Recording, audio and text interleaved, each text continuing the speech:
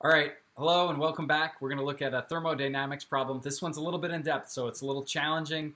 It takes a little bit of thinking, but I think this is a really great one to go through because if you understand all parts of this, you have a really firm grasp on a lot of physics concepts. So let's take a look. They give us a diagram. We have a cylinder. The cylinder is filled on one end with a gas, and it's attached to the wall with a spring. And on the other end, it's a vacuum. So I'm going to quickly draw a picture of this. Here we go, draw a picture, because I'm going to be scrolling through, and I don't want to have to keep scrolling up and down. So here's my piston. It's frictionless. It's attached by a spring. Okay, we have a vacuum on this end. So you might think, well, why are they making a vacuum on the end? Isn't that complicating things? It's actually making the problem a little bit simpler for us to solve. If we were dealing with any situation like this, and you're figuring out net force on a piston, well, if there's air here, that air, like the atmosphere, is putting atmospheric pressure back on the piston. It's like back pressure on the piston. When we have a vacuum here, there is no leftward force from a atmospheric pressure or gas on the right side of the piston. So the only forces acting on this piston is the pressure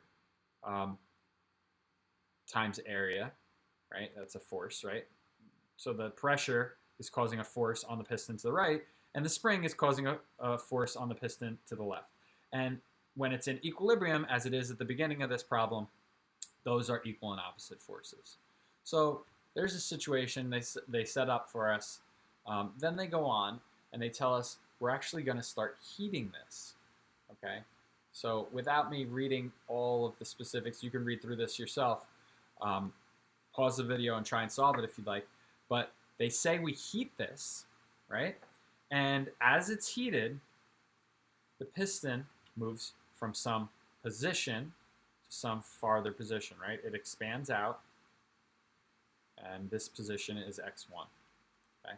The spring is still attached, so that spring is still applying some back force. Okay? And this distance that we've moved is x1. Now, the question then goes on to ask, what is our change in internal energy if to heat the gas we've added in Q? Okay, that's the amount of heat that's added to the gas. So if you're ever stuck on a problem, this is like just a general guideline. If you ever don't know how to approach a problem or how to solve a problem, read what they're asking you to solve for and try and find it on the reference table. So if you were lost, you said, all right, change in internal energy. I don't know what that is. Well, you do know it's a thermodynamics problem. So you're going to look at least in the thermal physics section. Okay? And then it's asking for internal energy. So we're going to read through this list of variables and look for internal energy. When we get down here, we see U is internal energy. Lucky for us, delta U is actually the equation on the table, and that's what they're asking for, the change in internal energy. So change in internal energy is Q plus W. That's our go-to equation here. And they already told us Q is the heat put in. So if all we need now is this W part. We just need to know the work, and we finished the problem, which is a great place to be. So before we go into that, I want to talk about signs a bit and sign conventions, especially for this equation. Now, adding energy into a gas can increase its internal energy. That makes sense. You're putting energy in. So if you're heating it, heat is adding energy in, right? So if we're heating it, Q should be positive, right? If it was cooling and it was losing heat, then this would be a negative Q. But it's positive Q, and I think that's the straightforward part. W becomes the tricky part. People get a little bit confused about this. But remember, this delta U, it's about the gas, right? Positive delta U means there's energy in the gas. So if the gas is doing work, well, what happens when you do work? You use up your energy, right? You get tired because you're doing work. You're using your energy. So if the gas is doing work, it's using its energy. If the gas does work, it's a negative work.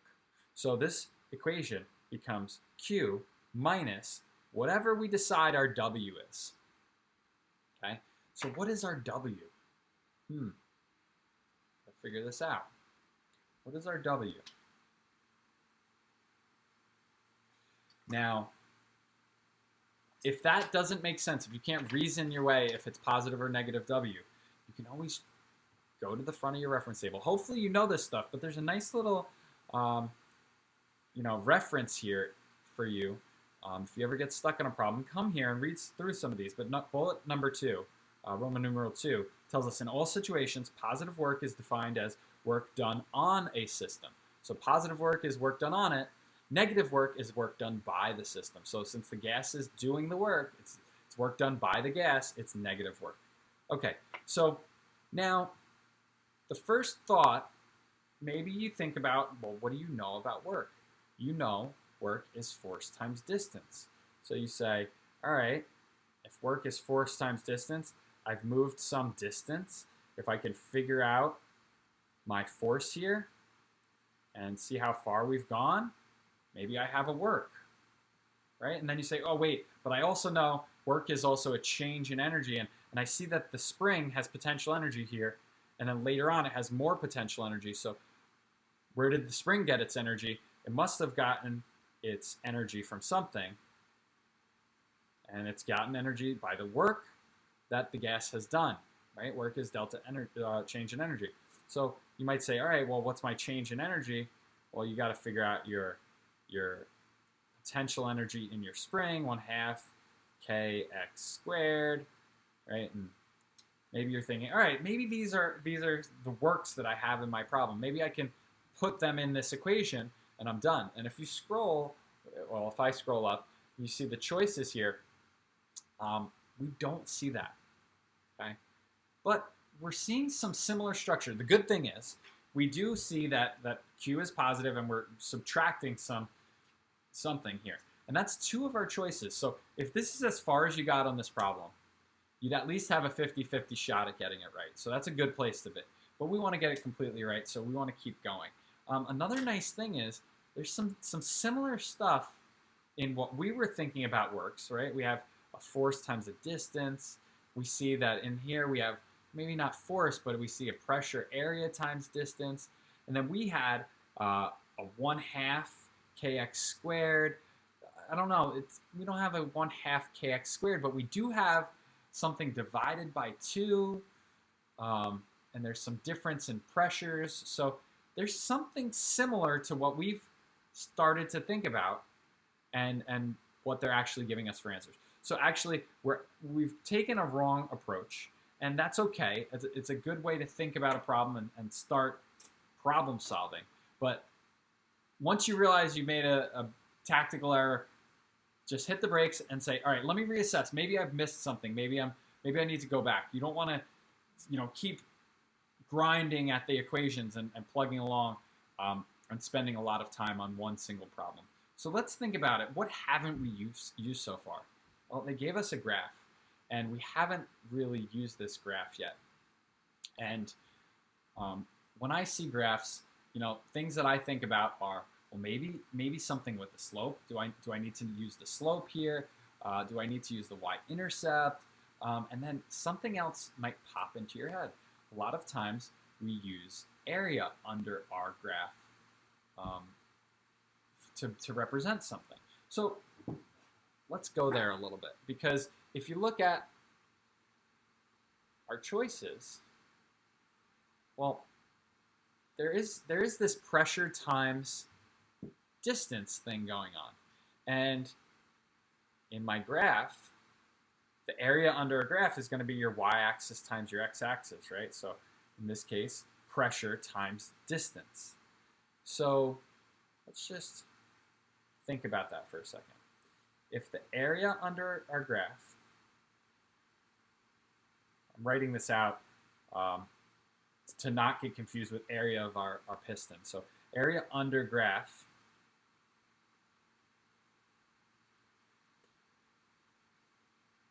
is like figuring out what is our pressure times distance, right? What is our pressure times our distance? Pressure times distance. Well, it's not exactly what we want, but from above, we know force times distance is a helpful thing. So how do we turn pressure times distance into force times distance? Don't forget pressure is equal to force divided by area. Okay? So this is our area under our graph, and we know this to be true about pressure. So that means, well, if I multiply pressure times area, that's equal to force. And now this area, this is why I was writing out this in words, area under graph.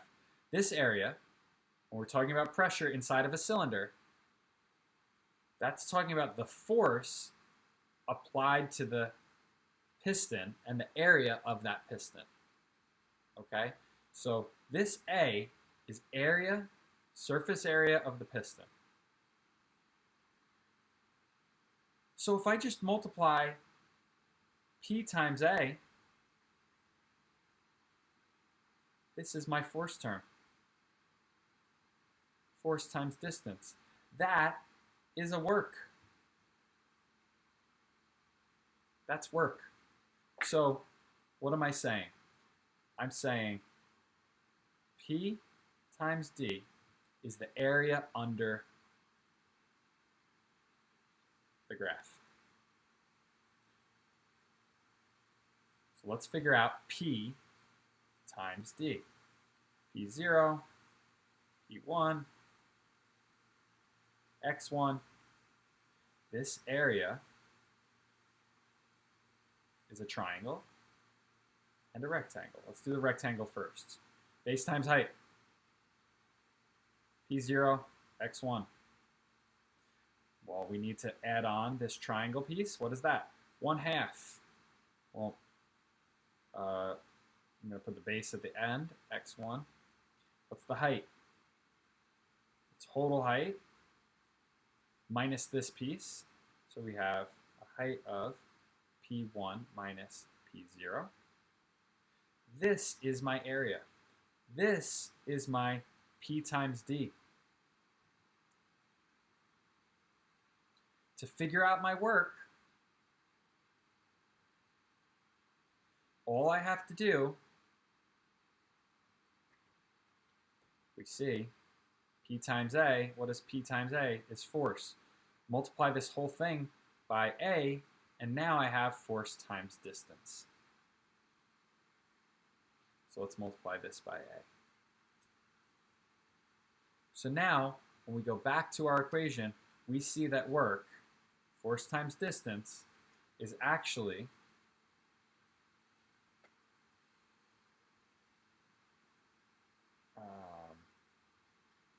I want to write it the way they wrote it. So let me look at our choices. They put A, they distributed the A. So P0 X1A plus 1/2 P1 minus P0 X1A. What do we have?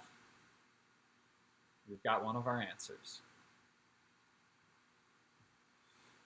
We've got choice A. Perfect. Here we go. Choice A. A lot of problem solving there. You know, we got our thermodynamics, but we also have graphical analysis.